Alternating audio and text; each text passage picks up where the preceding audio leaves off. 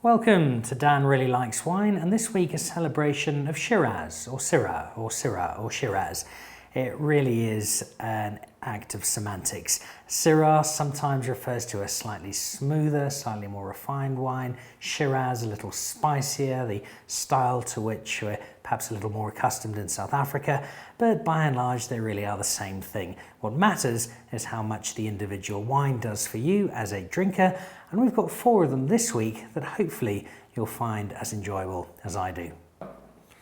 Now, the first of this week's wines, Uitkyk, a 2010 Shiraz from a venerable Stellenbosch estate, established in 1712. If I'm not mistaken, that was the year Victor Matfield made his Springbok debut, and it's wine that is very, very well established. And this particular wine was recommended to me by my friend Richard Rushton, who knows a lot about wine.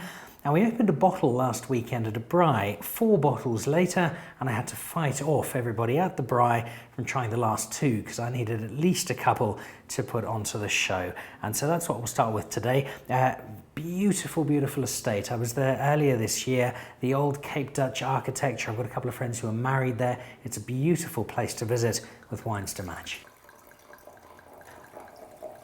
So wine is often spoken of as being particularly good with certain types of food. It's great with a big steak or a plate of pasta. Now, 2 things to that. The first of those, a point that my friend Pete Goffwood, the chef, makes regularly. It's not so much a type of food, it is how food is made. Because if you cook a food in a particular style or with particular ingredients, it's going to influence what sort of wine goes with it. But that said, based on the braai last weekend, this does go really well with boerewors rolls.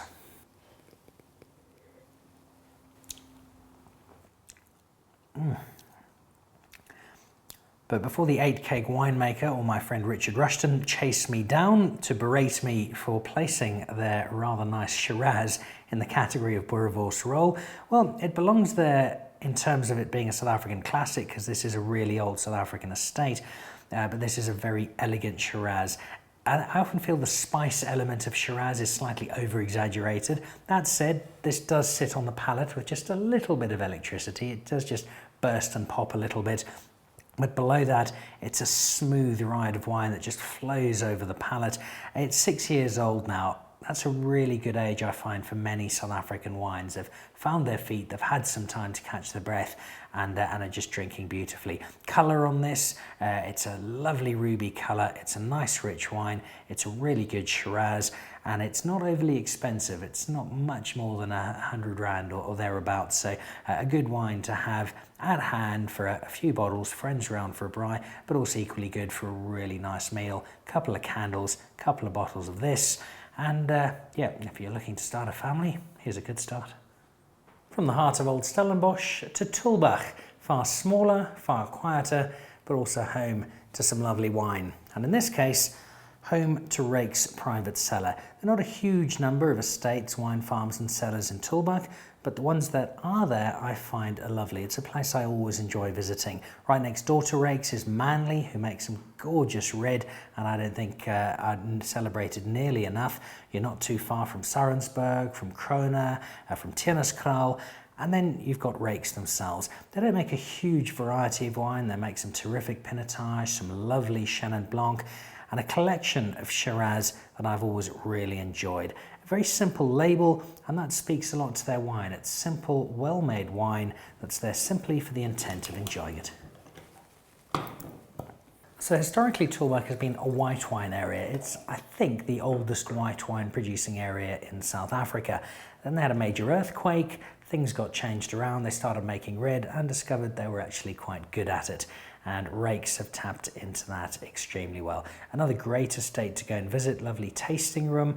And if you do head out there, what's really nice about their tasting room is they've got a selection of vintages. And if you speak to them really nicely, and possibly if you tell them you saw them on Dan Really Likes Wine, they might give you access to some of their older vintages. I picked up when I was there last year, I think some 2000 and some 2002, which had held really nicely and were drinking excellently. This is a 2010, 6 years old, like its predecessor from Uitkyk. Here we go.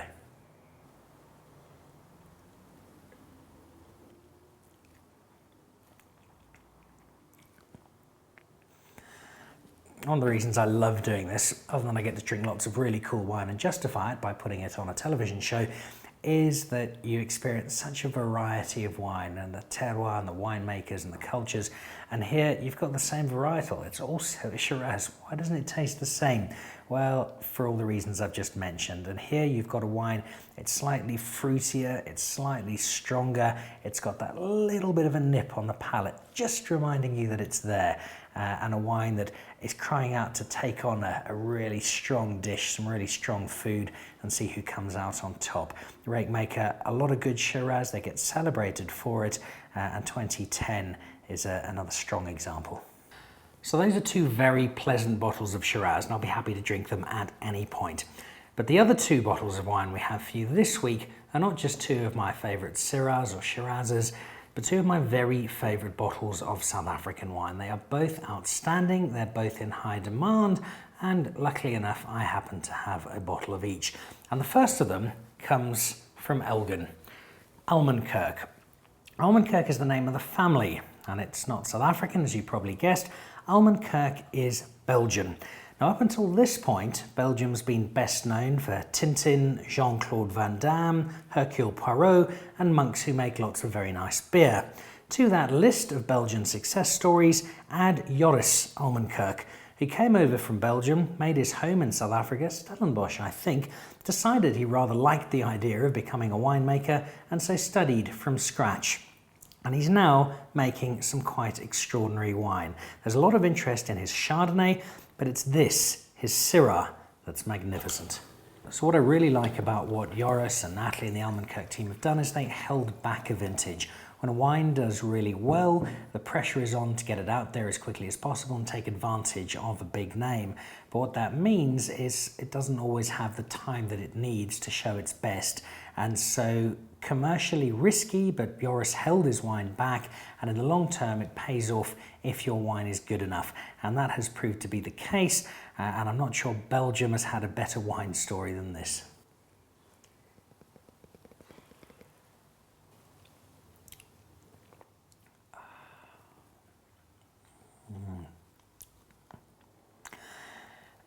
Often you talk about Shiraz, Syrah having that spice feel. Yeah, there's that innuendo, but this is velvet, this is silk. This just runs over your palate, skips gently, and it just has such a lovely regal feel to it.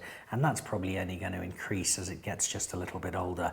Joris takes a lot of time with this wine, and you're finding a lot of Syrahs coming out of that Elgin area now that are doing such great justice to the grapes. Richard Kershaw's another great example, but what Almenkerk are doing here is quite lovely.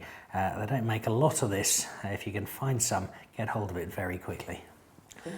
And we finish with a flourish.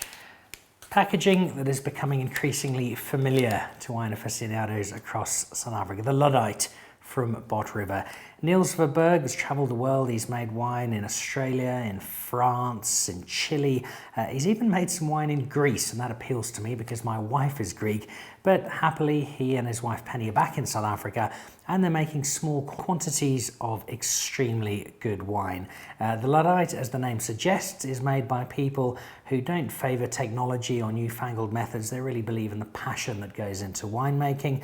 They make limited amounts, and this Luddite Shiraz is by some distance the flagship of a small but very, very successful winemaking operation. So, two numbers of consequence here. The more obvious one is the vintage, 2008. That's 8 years of wine just beautifully settling down. But the number that's particularly interesting here is this one that looks like a fraction. This is bottle 17,733 of just 21,000 that were made. Now 21,000 might sound like a lot of bottles, but when you equate that to number of barrels made, or you divide that into number of cases that go out, it's really not that much wine. And it's especially not that much wine when it's one that's in quite as much demand as this. So I mentioned a little earlier that Niels, the winemaker, had spent some time making wine in Greece.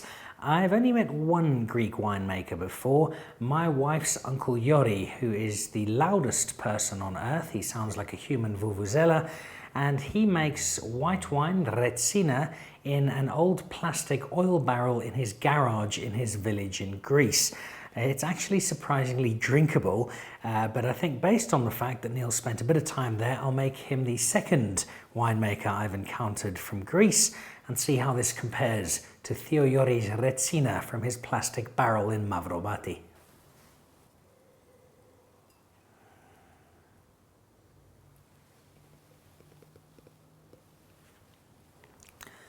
So this has a little bit of all of the previous three. It's again got that smooth, silky touch of the Almenkerk. There's that little bit of a spike that you got out of the Rakes, and then that fruitiness as well. So it's a great combination. It's 8 years old.